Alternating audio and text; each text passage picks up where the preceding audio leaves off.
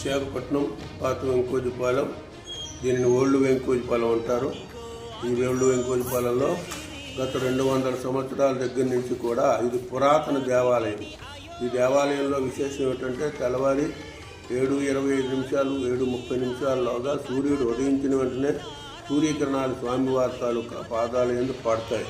తర్వాత ప్రతి నెల కూడా పౌర్ణమి నాడు, ఏకాదశి నాడు, అలాగే ప్రతి పర్వదినాల్లో కూడా దేదీప్యమానంగా వ్రతాలు, పౌష్టికములు అన్నీ చేస్తుంటారు.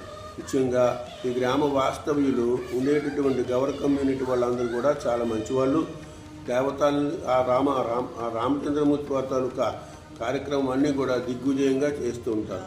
ఈ కార్యక్రమం శ్రీరామనవమి భద్రాచలంలో ఎలాగైతే ఏ టైంకి అయితే చేస్తారో ఆ టైంకే ఇక్కడ కూడా ముహూర్తపురాట వేయటం, కళ్యాణం చేయటం.